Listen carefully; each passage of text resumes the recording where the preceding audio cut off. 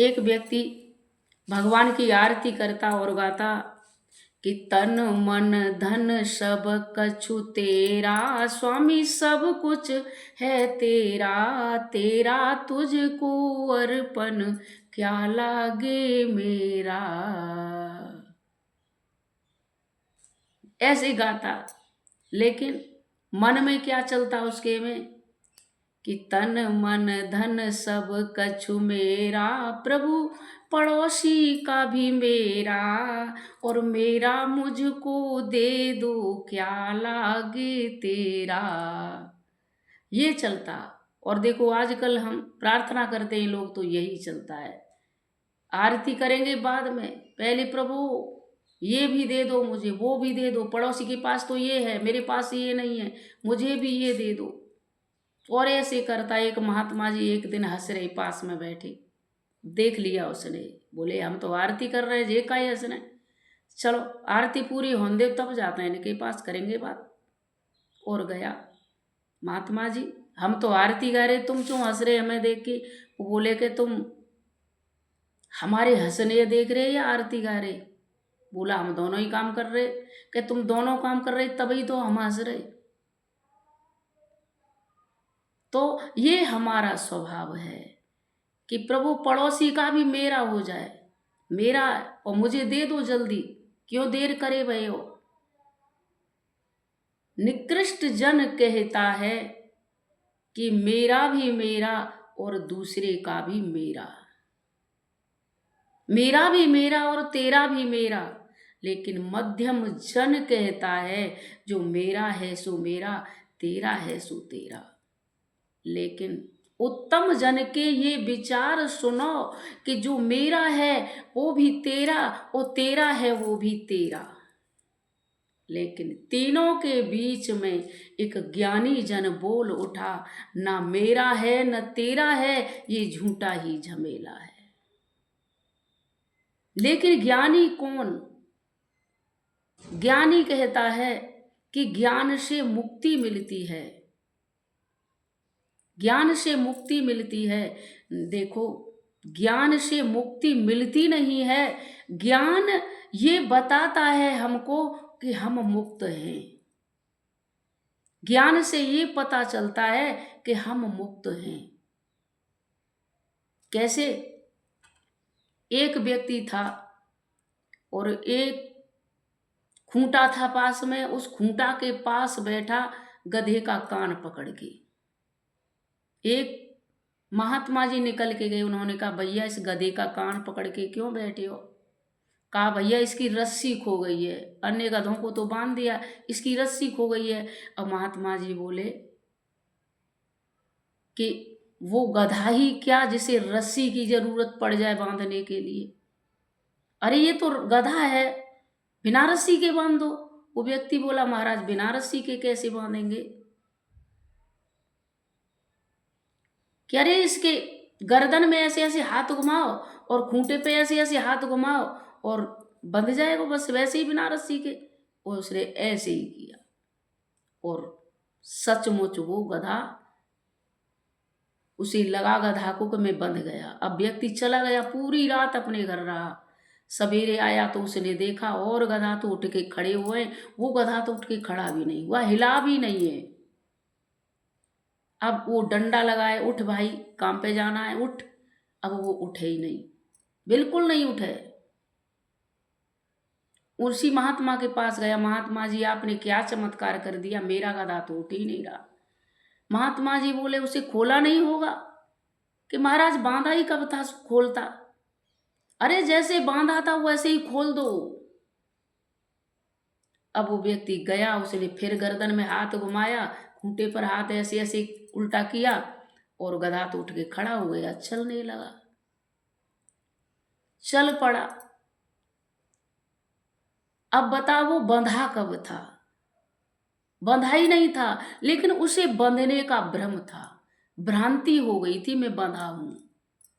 उसी तरह हम भी मुक्त हैं, लेकिन हमें भ्रांति है कि हम बंधे हुए हैं,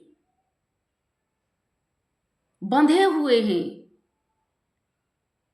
इसके लिए हमें जरूरत पड़ेगी तो सदगुरु की जरूरत पड़ेगी। कोई हमें बताएगा, हमें ज्ञान देगा कि तुम्हें ये भ्रम है, तुम बंधे नहीं हो। जैसे उस गधे को खोलने के लिए, बांधने के लिए उस महात्मा की जरूरत पड़ी, और बांधना भी बता दिया उसे। बंधा तो नहीं, लेकिन बता दिया कि इसे ये भ्रम है कि हम ऐसे बंधते हैं, और इस तरह से आप खोल दो तो इसका भ्रम दूर हो जाएगा, भ्रांति दूर हो जाएगी, इसकी भ्रांति जो है इस तरह से दूर होगी। और वो हो गई। उसी तरह हमें भी एक सदगुरु की जरूरत है जो हमारे इस भ्रांति को दूर करे। सदगुरु वैद्य वचन विश्वासा। सदगुरु वैद्य हैं, वचन ही विश्वास है, वचन ही विश्वास है। इसी तरह कहते हैं कि हमें क्रोध बहुत आता है। अब व्यक्तियों को क्रोध आता है, क्यों आता है? कहते कोई ना कोई कारण होता है क्रोध को आने का। तो देखो, पहले तो कारण होता है क्रोध को आने का, चिंता को आने का, कोई ना कोई कारण होता है।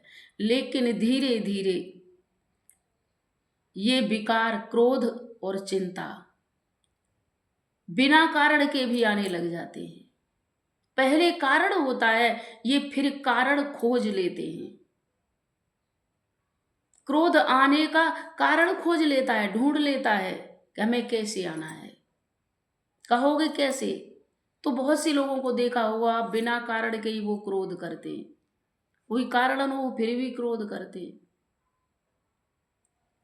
कैसे करते?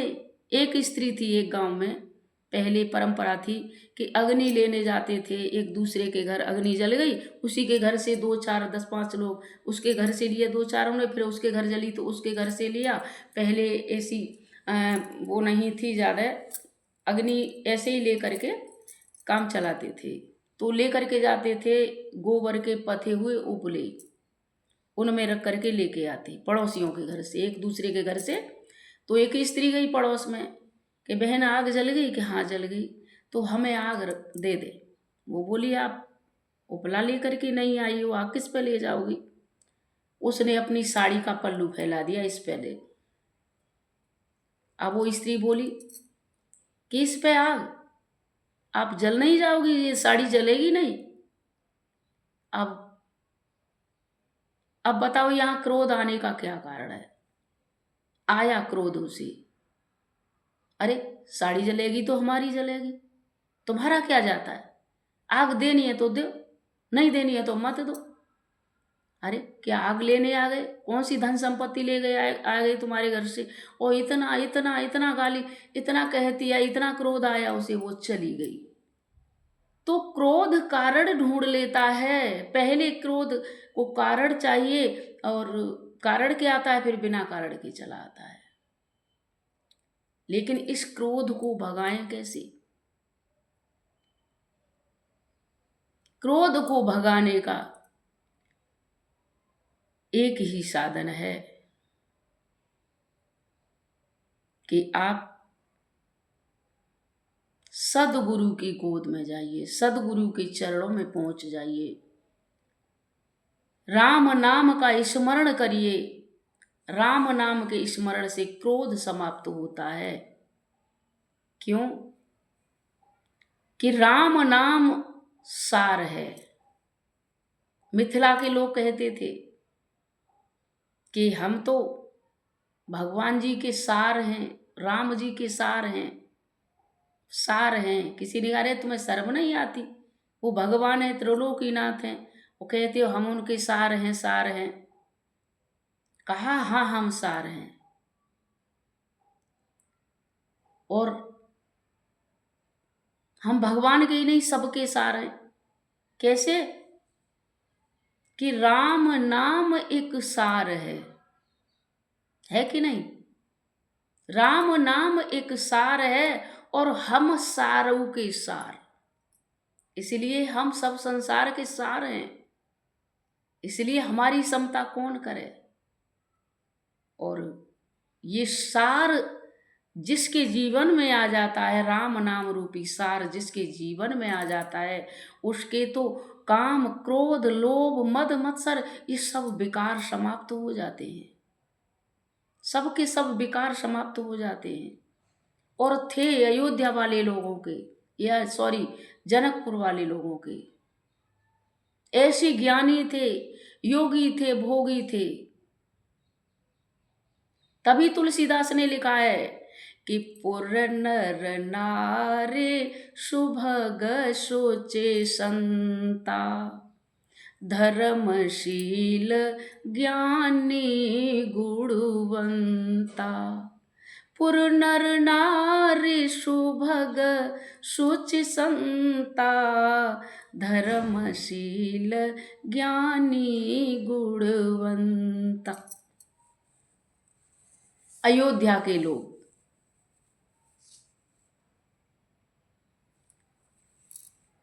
जनकपुर के लोग, अयोध्या के लोग तो भगवान की नगरी के लोग थे, सब प्रकार से संपन्न थे। लेकिन जनकपुर के लोग धर्मशील थे, ज्ञानी थे, गुणवान थे और पवित्र थे और संत भी थे।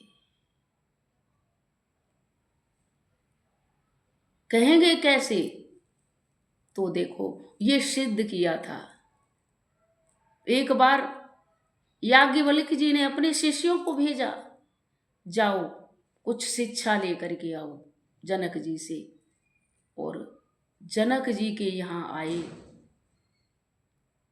जनक जी के यहाँ जब आए तो जनक जी से बात की, महाराज कुछ सिखाओ। कहा सिखाएंगे, आज नहीं कल से सिखाएंगे, आज विश्राम करो।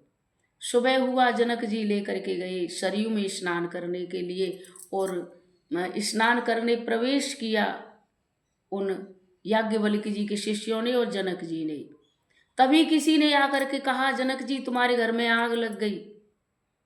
और इतना सुना, जनक जी पर कोई प्रभाव नहीं पड़ा, वो स्नान ही करते रह गए। लेकिन वो शिष्य थे याज्ञवल्क्य जी के, उन्होंने भागे, वो भागे, घर आए और देखा कुछ नहीं था। लौट के गए, महाराज तुम्हारे घर में आग लगी, आपने ये सुना, फिर भी आप टस से मस नहीं हुए, आप क्यों नहीं भागे? हम तो भागे गए, आप क्यों नहीं भागे? जनक जी ने कहा, एक बात बताओ, आग तो मेरे घर में लगी थी, तुम्हारा क्या जल रहा था, तुम क्यों भागे? क्यों भागे? बोले महाराज तुम्हारी खुंटी पर, उस पर कमरे में हमारी लंगोटियां टंगी हुई थी। लंगोटी होती हैं संतों के पास, और तो कुछ होता ही नहीं है, इसलिए हम गए थे। लौट करके आए, कहा जनक जी से, महाराज अब कुछ सिखाओ। जनक जी ने कहा कि भाग जाओ यहाँ से, जो एक लंगोटी का त्याग कर नहीं सकता और चला है शिक्षा लेने के लिए, एक लंगोटी को छोड़ने की तो हिम्मत नहीं है और शिक्षा लेने चले हैं। अरे इसके जीवन में त्याग नहीं है, वो क्या तप करेगा? जिसके जीवन में वैराग्य नहीं है, वो क्या शिक्षा ग्रहण करेगा? क्या सीख पाएगा वो? चले गए लौट करके। तो ऐसे जनक जी ज्ञानी थे, इसीलिए उनके बारे में कहा गया है कि ज्ञानी हैं जनक तो ऐसे हैं जो सुखदेव जी को भी शिक्षा ग्रहण करने के लिए व्यास जी ने भेजा, और भोगी भी हैं तो ऐसे हैं उनके राज्य में किसी चीज की कोई कमी नहीं है, इतनी संपदा है उनके घर। वैराग्य है तो ऐसे हैं कि स्वयं विदेह कहे जाते हैं, अपने शरीर का भी ध्यान नहीं रहता। ऐसा महान तपस्वी।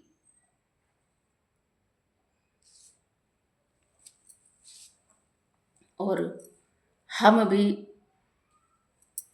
ऐसे बन सकते हैं, लेकिन हमारे अंदर त्याग, तप, संयम और नियम करने का अगर सामर्थ्य हो जाए तो। वीडियो कैसी लगी? राधे राधे।